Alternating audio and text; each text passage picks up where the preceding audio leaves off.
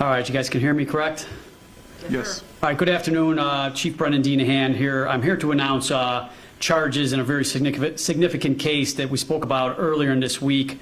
On the 13th of September, just after 10:15 in the evening, at 1833 West 21st Place, we had a 12-year-old victim walking with two other 12-year-olds, their friends, and two uncles. They were going to the store to purchase a toy and then come back to a family party. When they were walking back to the party, there were two gunmen in an alley that began shooting their weapons in the direction, striking this 12-year-old victim in the head. The victim is still in extremely critical condition, but is obviously still alive, so please pray for their family. All I could tell you is their condition is still very, very critical. We briefly spoke about what happened next was officers in the area saw a black car flee at an extremely high rate of speed.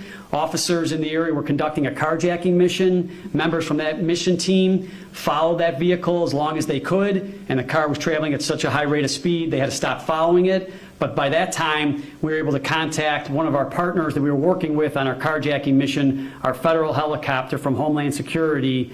And that helicopter was able to follow this car all the way out to the Hinsdale area without losing sight of it. It was at that time we were able to coordinate with Hinsdale, and Hinsdale was able to deploy some spike strips, stopping the vehicle and taking those offenders into custody. Hinsdale did a remarkable job. I really want to thank the officers involved. Remarkable job at taking these offenders into custody in a safe manner.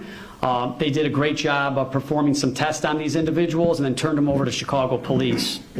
It was later on when these people were in custody, once again, Hinsdale police were able to actually find a weapon in the path of flight in which this car was driven, and then that weapon tested positive to the shell casings on the scene, and there was other evidence that to support one of those individuals in the car discharged that weapon, and as well as the driver was in custody.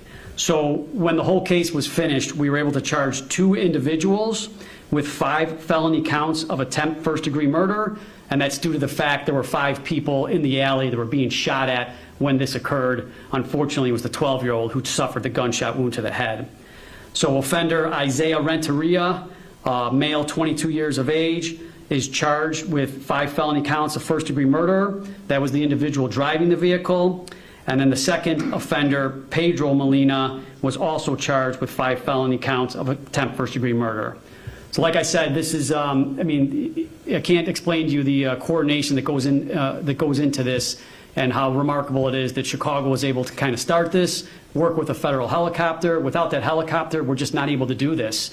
And without Hinsdale police stopping the car and then doing a remarkable job going back to the crime scene later and retrieving this handgun, none of this gets accomplished. So I really just want to thank our partners because it's very important, you know, in order to arrest these offenders. It just wouldn't have happened without their assistance.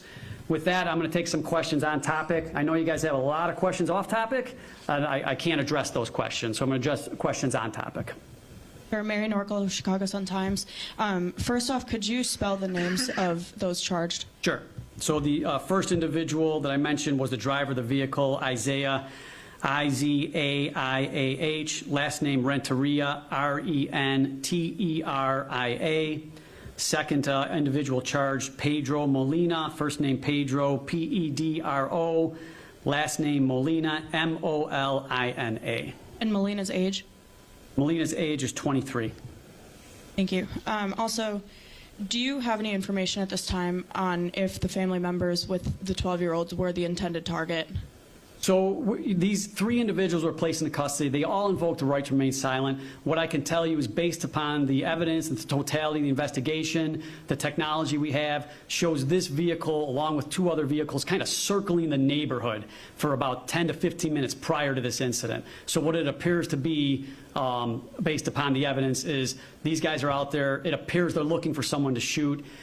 Based upon these 3 12-year-olds and the 2 uncles, one of which was a CCL holder who returned fire. They don't have any gang affiliations. There's no reason to target these individuals. So they're not members of gangs. It just looks like these bad guys were looking for someone to shoot, and they saw these people and just decided to do so. And in the end, you have a 12-year-old shot in the head, which is extremely unfortunate.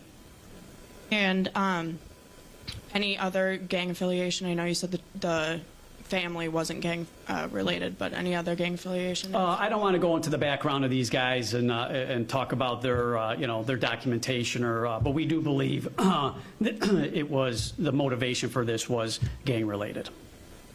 Something going on over there? Is there a turf war or some sort of something where they would normally be out doing that sort of thing, or is that kind of just what they do?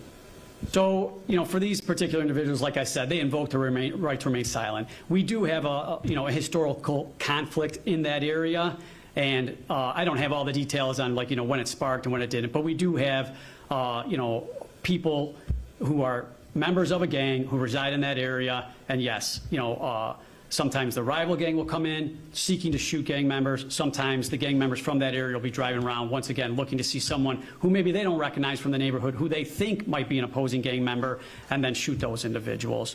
We believe, once again, we have to speculate a little bit here, which I don't like to do, but based upon the video evidence we have and these individuals and their backgrounds, we believe that they were seeking to shoot someone. They didn't recognize these people from the area. This is just a family party to celebrate Mexican Independence Day, and they're just walking to the store to get this 12-year-old a toy, and we have these people shoot them. Was it the Independence Day celebration or a relative's birthday party? I heard it was the grandmother's birthday party as well.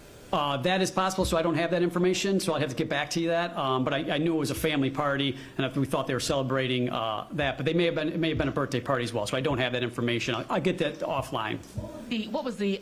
It's probably an obvious question, but I'm just interested. How did the family respond to you? I mean, in light of them dealing with this 12-year-old that's in very grave critical condition, learning that you had arrested the individual responsible for shooting him. Sure. So I think, and thanks for the question, but I think we probably we talk about the offenders too much, and you just have a victim and a family here who's suffering. So, obviously they're I guess pleased would be the best word, that officers and we're able to take these people into custody, but their main focus is the 12-year-old and being at the hospital with the individual. They're happy that, once again, I mean, I think that these people are removed from the street at this time, so they can't harm anybody else. But I really think the main focus is on the 12-year-old relative, and I think everyone's kind of just got to keep that front and center. With you do have a 12-year-old shot in the head for no reason, and we really just kind of got to think about the victim. It's what I don't want to give like a medical update. He's still very critical. But the doctors, said there's, he does have some brain activity. But like I said, I defer to the, obviously the doctors for the diagnosis, but still extremely critical condition at this time. Thanks, Chief. Thanks.